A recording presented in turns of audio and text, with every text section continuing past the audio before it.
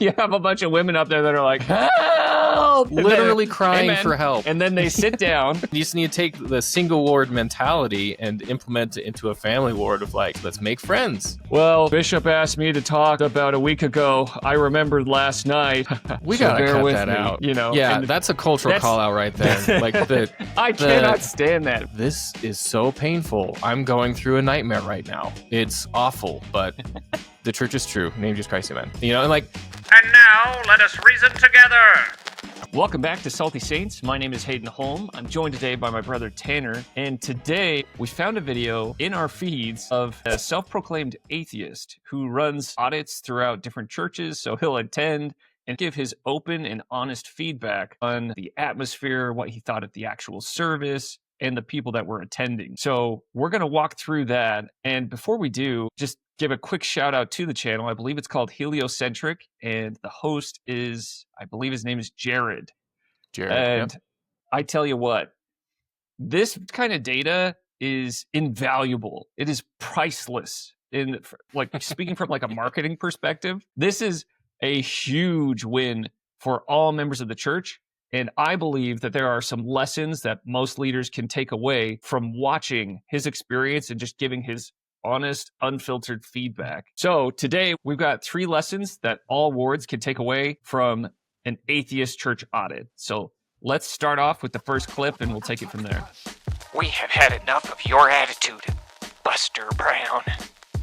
Welcome back, ladies and gentlemen, to another exciting episode of Atheist Church Audit. My name is Jared. I'm an atheist. And I'm about to explain my confusion. I'm confused because last time I met with the Mormons, I had a very, very bad time. Pain! So much pain! I would call it a morgue, but that would be an insult to the dead. I've been to funerals that were happier. I would rather get a prostate exam with a bucket of nails than do that again. I think that my last... All right, let's pause. Okay. All right, so... How do we all know exactly what he's feeling right there? You know, how do we all relate to that instantly? Yeah. You know, like we've all felt that before. It was hilarious. It was like he had a very quirky, funny take on it. And the thing is, like, as soon as he started saying why it was bad, the things that he was touching down on were things like, well, it felt just awful. It was sad. The atmosphere was sad. The people were sad. Everything was isolated. I actually watched that video and discovered that like he only attended one meeting. He just attended the sacrament meeting. It was a fast and testimony sacrament meeting. He said it was just a bunch of young, tired moms that got up, complained about their lives, and then just sat down. And he was just like, this is the saddest thing I've ever seen. He said nobody was talking to each other. They all just kind of left. They went about their meetings, just completely isolated. It seemed like they didn't really care about each other. So that was his first experience in the church. So lesson number 1, I think that ward leaders can take away, and ward members for that matter, is the attitude of apathy. So in Moroni, chapter 6, it gives us a little indicator. There are some people out there that are going to say church is just for learning. Okay. There's going to be that high priest that's just like, you don't ever go to church for the social aspect. You understand? You go there so that you can read paragraphs and so that you can be educated. All right.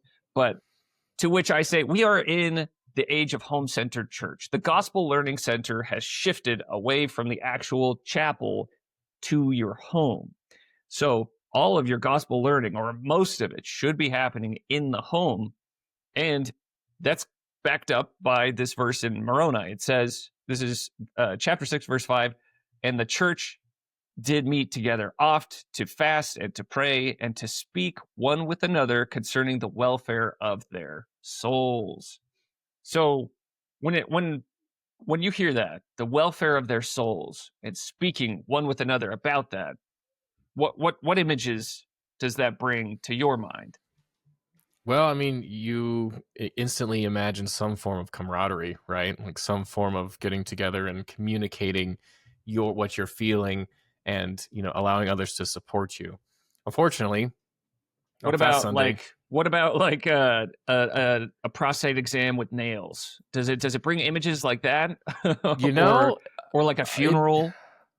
It does not actually. That should not be what you mentally picture when you think of communing with people over the welfare of their souls.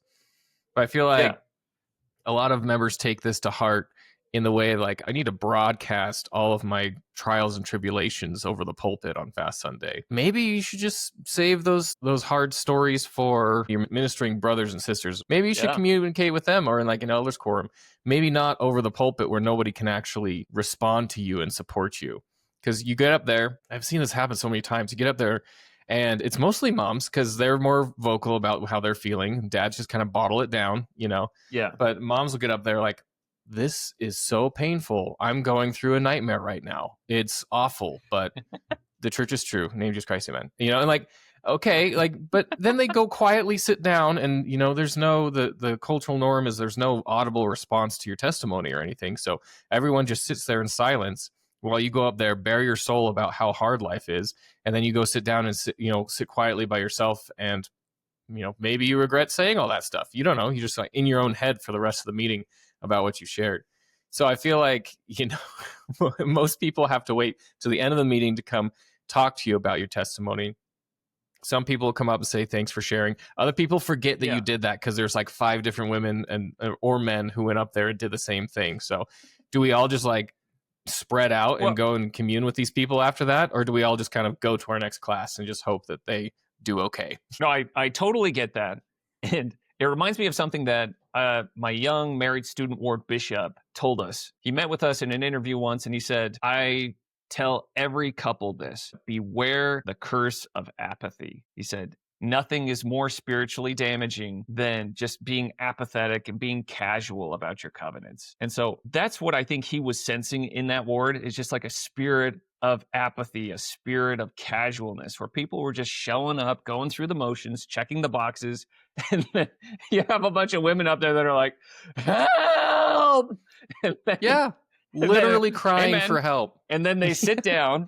And then everyone just kind of goes throughout the rest of their meetings. And there's this like weird game that you then have to play. Because if you meet with them in the hallway, you kind of have to pull a Doctor Strange and you enter the mirror dimension. And you have to pretend that they did not say that. And you have to pretend that like they're not going through a crisis. And you're just like, oh, how are you? Good? Great. Good to see you. See you later. And you go through like this whole Truman Show script, and if I don't see you later, good afternoon, good night, and good morning. And that's it. It's just a logistics issue because the next time you're going to interact with them is passing in the hall, and you don't have time to say, man, I really feel for you. I'm sorry that your parents were abusive. I'm sorry that your dog died, and I'm sorry that you lost your job. How can I help? Instead of saying all of that, since you're just passing each other on the way to class, you say, how are you? Or I loved your testimony. Oh, hey, how are you? I'm praying for you. You just kind of go from there, And so nothing actually gets solved. So, nobody actually helps. Yeah. So we're saying that maybe there's just like we're booking ourselves too tight between our meetings, or maybe could that be a lesson? Maybe we give some breathing room between meetings instead of trying to just like cram as much into that 2-hour slot as we can. Maybe give it a little more breathing room, or just some space where people can actually talk about themselves. Because to me, I look at that open mic Sunday, as he was calling it in his video, but when you get people up there that are kind of screaming for help and then they just sit down, to me, they view this as the only opportunity they have to express what's actually going on in their lives, to actually just cry for help. It's uncomfortable, it's jarring, but it also, I think, is telling you like there's no other avenue for this person to voice what's going on. Now, you're always going to have people that are going to be an open book no matter where they go, and they're going to spew those problems, wherever. But I do think that there is a segment of people that honestly are going through a difficult time, will get up there, say they're going through a difficult time, and then will be met with apathetic and just like rote cliches in the hallway, as they're passing between lessons or between meetings. Yeah, well, just like mentally picture that for a minute. Like, what if we just cut down Elders Quorum, Relief Society, and Sunday School to 30 minutes and just had like a 30-minute interim in between sacrament meeting and the next meeting? You know, Right. that certainly would reduce the stress on the teachers for that time. Maybe 30 minutes isn't enough to, you know, get a meaningful lesson taught, but it is for primary, you know, it's because that's what we have Well, chopped down to that. you know, we don't even have to flip our ties on this one, because in the handbook it says that like elders quorum, the first 10 minutes should be spent talking about the needs of the quorum and counseling together. So if you were to see something like that, if you did see someone going out there crying out for help and nobody saying anything or doing anything to help, and then you walked into an elders quorum or relief society, maybe at that point, you know, if there's a comfort level there, that you could bring it up in a safe environment and say, let's talk about it. You know, let's rally together and talk about it for 10 minutes. Did we just solve that problem? Boom, roasted. Look at that, problem solved. So lesson number 1, we have to destroy the attitude of apathy at church. We actually have to care about each other. We have to talk about the welfare of our souls, or else we're going to get more secret shoppers just like Jared that come in and are completely bummed out by how sad it is in there when people are just saying, please help me, amen, sitting down and getting ignored for the rest of the meeting. Well, I get it. Like, life is really hard, you know, and most of the times you interact with Christ is in times of dire need, right? That's just the default. Is when you are feeling closest to Christ sometimes is when he's helping you through the deepest struggles of your life. And so it's not a problem to share those, but it's also worth noting that we should share more about the positive spiritual interactions that we have. We just need to lighten up a little bit. You know, we need to, I don't know if like the bishop or the bishopric just needs to have a few plants ready, you know, just have a few members ready. Like, hey, can you bear your testimony on Sunday, and can it be fun? You know, can it be like a happy story, like focused on Christ, you know, and not focused on like the trials that you're going through right now. But I think that does start in the quorums and in like the Relief Society as well. Like, I think you have to give people a space where they feel like they can talk about it, and then I think they will probably talk about it there. You're always going to have one or two guys that just will get up every fast and testimony meeting and give you the same old song and dance, you know? Oh yeah. And so 100%. you're just going to have to accept that's going to happen. But I do think that there is a segment that could be, that might find healing, and they might find that they have a voice in those settings, in the quorum and in the Relief Society. So that's what I would say.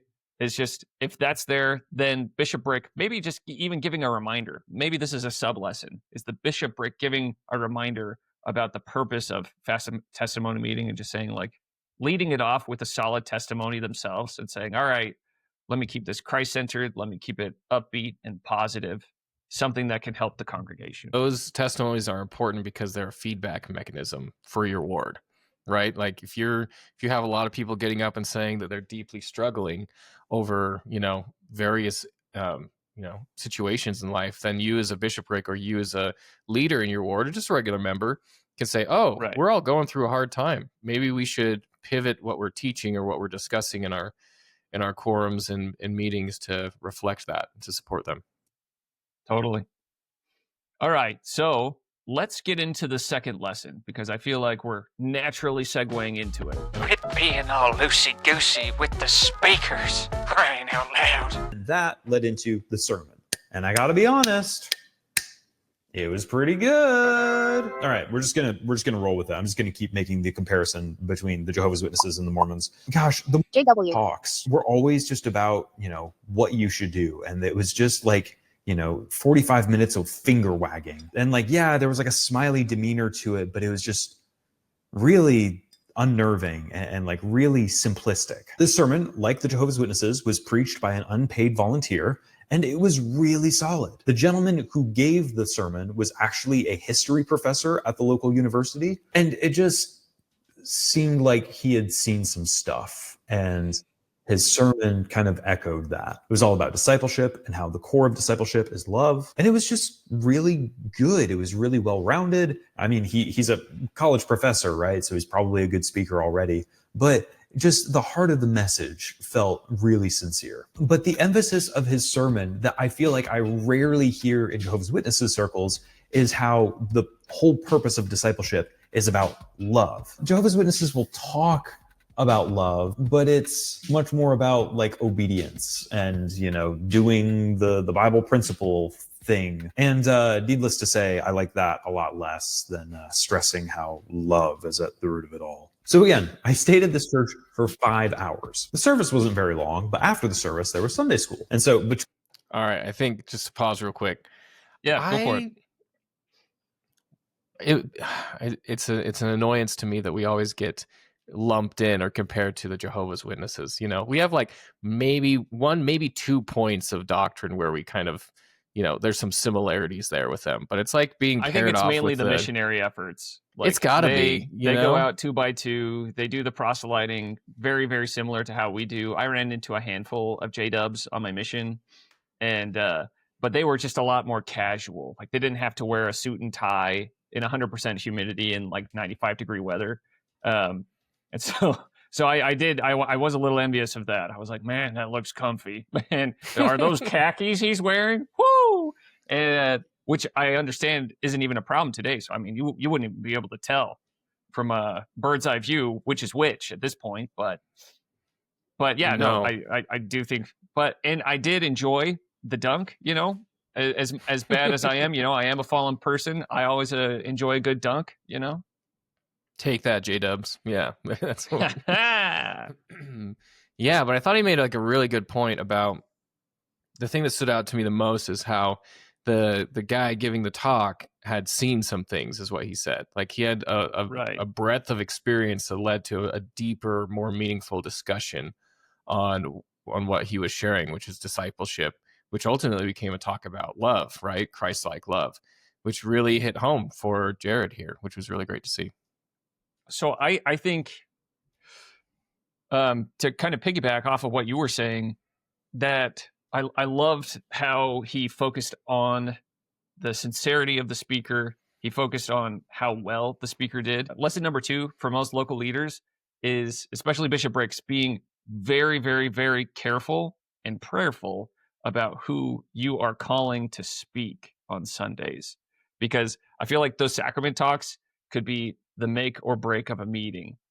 And it seems like that brother was pulling from a lot of his own personal experiences, which is something that I think could get lost. I think a lot of members sometimes they just lean on the conference talk. They're like, all right, I want you to speak on forgiveness. And here's this talk from Elder Uchtdorf that talks about forgiveness. So go ahead. And then they get up there and they give the classic, well, Bishop asked me to talk about a week ago. I remembered last night. We gotta cut that out. You know, yeah, that's a cultural call out right there. Like I cannot stand that. It's so played out. We've run it right into the ground. It's not funny anymore. I don't know why I was going into Trump cadence on that, but it's no good. It's terrible talking. Okay, we've got terrible sacrament talks when we do it that way. We open with lame jokes. Everyone knows they're lame. They're sad jokes written by sad people. The thing is, for real, I don't want to know that you don't want to be there. You know, I don't want to know that you hate being up there. I already assume that everyone hates public speaking. So just knock that off and give a good talk. Yeah, we don't need to hear about how and when you were asked to give your talk. Like, you could cut that out and probably shave like 2 or 3 minutes off of the whole talk. I mean, and so hey, that's part of the problem, right? They're just trying to drag out their talk time. They're just trying to just squeeze as much time out of it as they can. But they get up there. The default is they get up. They're like, okay, well, so-and-so asked me at this date to give my talk. I reluctantly agreed. Here we are. I'm going to do a bad job. In April 2019, President Nelson said the following, you know, and then they're just going through the paragraphs and everyone just starts checking out. Everyone's like, oh, okay. And that gets you back into the sad and apathetic casual attitude. But when you hear someone getting up there and pulling from their personal experiences, it engages the entire congregation and it helps them to learn more about them. Now, I know this is going to sound a little bit weird and contradictory to the first lesson that we just said about like, hey, don't overshare in sacrament meeting. But I do think there's a big difference between just going up there and spewing all of your problems onto the congregation versus prayerfully preparing a lesson and pulling out curated life experiences from your own set of memories and showing people how that ties into the gospel in a very careful way. So I think huge difference there. And the takeaway for leaders is just being very, very careful. I know there are a handful of awards out there that do the turn taking method where the system is like, all right, well, this person spoke last time, so he's good for about like a year, maybe 6 months before he's up again. Who's next? And then everyone has to take a turn. And from my experience, there are some people that do not have to take turns. And I think everyone would rather that they don't take a turn. And I think even they themselves don't want to take turns. Chanel plays the piano. And this is one of the things she constantly brings up to me. She says, okay, would we just invite anybody to give a musical number in a sacrament meeting? It's a good point. No, we don't do that. We wouldn't. We are very careful about who we select to give a musical number in a sacrament meeting, but it seems like we are less careful about who we call to speak. And just like playing any kind of musical instrument or singing, speaking in front of a congregation is a skill. It's a gift, and some people are more naturally inclined to it. And it's something that you can absolutely work on and improve. But at the same time, there are going to be people that just don't want to do that, that just do not feel comfortable doing that. And so you'll get like a talk that is, I guess, the musical equivalent of Mary Had a Little Lamb, given again and again and again and again. And everyone just is like, I've heard this song and dance before. I'm done. I can't handle that anymore. But then you'll hear just the occasional, like, really great talk given by that fantastic seasoned member of the ward who's done it, who knows how to engage, who uses their voice well. And that is a talk that stays with you and it impacts you in a really great way. Absolutely. Like maybe one day it'll be a calling, right? To be a sacrament speaker. Just rotate through a group of people. Because I think go ahead. We're all so tired of hearing, like we said at the beginning, of hearing people say, I only spent 5 minutes on this, so here we go. It's like, I didn't prepare. It was last night when I started looking at it. Like, we get it, you're busy. But to show up and, kind of drag us all through a talk on something that you barely read just doesn't provide value for a lot of people. So I think that when you do get those talks, like you said, from those very eloquent, very practiced members of the church, it fills you up rather than drags you down. It does. And so the main call out is ditching that system of turn taking. And if there are members that are great at giving talks in your ward, being okay and being comfortable to call them and to recall them to give talks and to make them more regular speakers. Like, God has given those gifts to them for a very specific reason, and you're allowing them more and more opportunities to bless the congregation by exercising those gifts. Now, I do think that most members should have at least like one opportunity to speak in front of the congregation so that the bishopric is aware of if they can speak or not. But then just making notes and just saying, all right, this person didn't want to, but they begrudgingly said they would. And, the talk wasn't that great. Maybe we hold off on calling them. This person was over the moon to speak, and they did a fantastic job. Let's make sure we call them again, maybe in like a month or two, and get them back in the rotation. So that's the second call out from this atheist audit. You have to teach people, not lessons, for heaven's sakes. The service and Sunday school, I shook hands with all of the elders and the sisters I had been talking to at the Bible study, and then sat in for like an hour, 15-ish minutes Sunday school. And, it wasn't anything extraordinary, but it was fine. So then after the Bible study, after Sunday school, they had like a ice cream social. And so we all gathered in the gym, the basketball court. What do they call it? The social center or something like that. And I sat with a group of new acquaintances and, ate ice cream. And they had like little icebreaker cards on the table, which, roll my eyes at, but at the same time was actually kind of endearing. And I was grateful that I got to, talk to a handful of people at my table. Now, I do want to offer a piece of clarification. With the last church, the last ward that I blasted really, really heavily, it wasn't that the people were mean. And it wasn't that the people were sad, at least not to me. It was that the atmosphere in the room was sad. It was that the atmosphere at that ward was just really melancholy. Those people, whenever they shook my hand and smiled at me and, told me how grateful that they were that I came, they were actually very lovely and very wonderful to talk to. And here it was the same thing, where I got to talk to a whole bunch of people. The vast majority of them were young people because it was a young adults ward, and it was a good time. I had a lot of fun. Another distinction that I have to make with the Jehovah's Witnesses is that the Jehovah's Witnesses have what's called the new personality. They are actively trying to conform you to this very specific mold of a human being. And I have to say that the ward that I was in today seemed to have a ton of personality diversity. There's also a decent bit of regular diversity, but specifically the type of person that was there. It seemed like it was pretty far reaching, surprisingly. Now, even in Protestant circles, right? If you go to a Methodist church or a Baptist church and it's kind of, older, more historical, you're going to find a lot of blue hairs, a lot of people who watch Fox News, and it's going to be the same flavor of people in that church. Conversely, if you go to Elevation Church, you're going to get a lot of business majors. And I promise that's not a slight. It's just, it attracts a certain type of person. Surprisingly, this seemed to be more widespread, more diverse, oh, there's the quiet kid, and oh, there's the zany girl, and oh, there's the interesting introspective person, and I don't know, it was fun, it was interesting. So I had fun doing that, but then afterward, I think just real quick on that point, this I think is a huge misconception about our church. I think that diversity in many ways is our church's biggest strength, actually.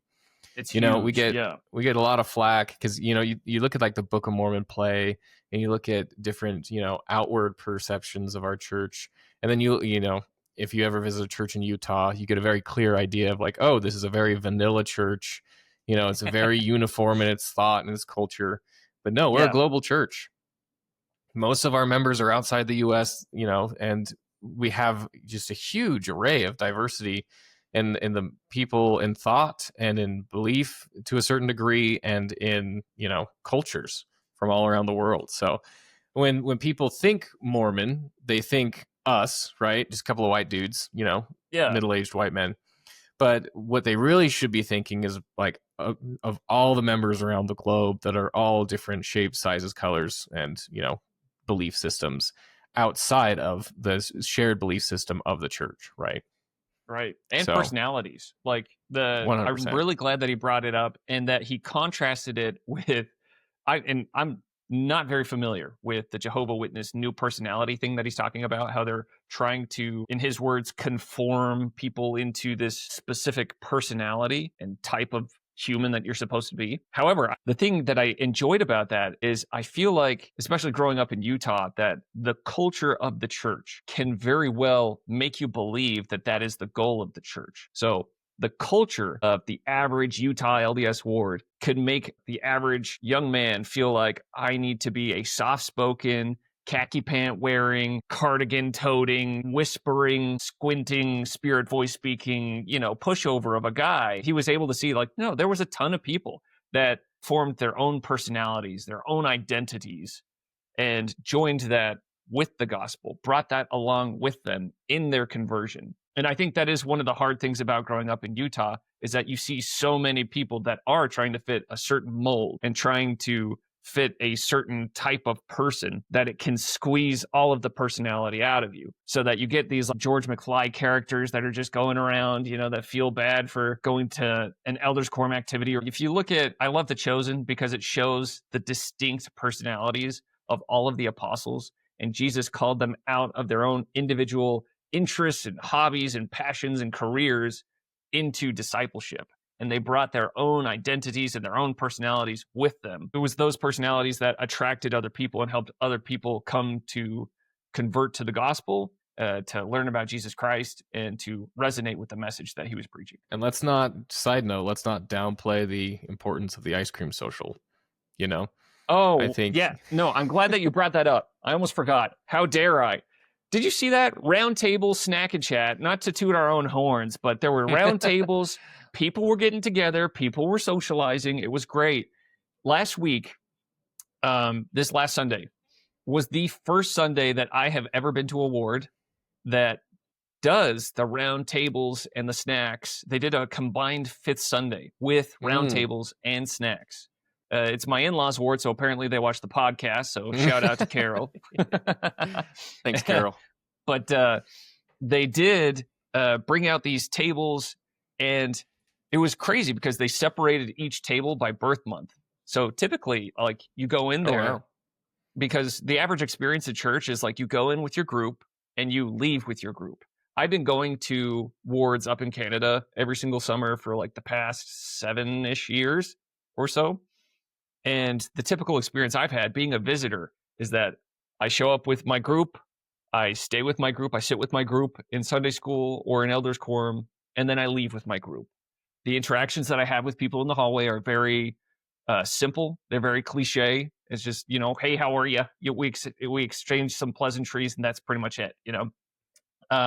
But this Sunday was super, super, super different because he split everybody up so nobody could hide in their group. Everyone was sitting in a table that was divided by their birth month. There were me and 2 other guys that were in July. He gave us a bunch of prompts, and in the prompts, it was like, give me your first name, tell me about the highlight of your week, and then talk about which attribute of Christ is most meaningful to you. And so we had those 3 questions. We discussed all of those questions, and I got to know these 2 other guys super, super well.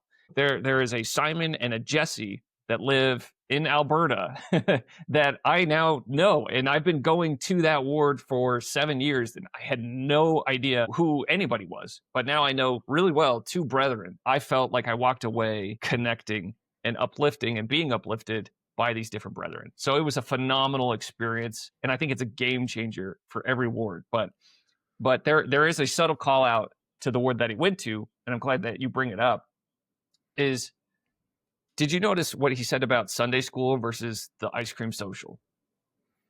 Oh, yeah. Well, he didn't say anything about Sunday school. It was just kind of a blip on his radar, you know?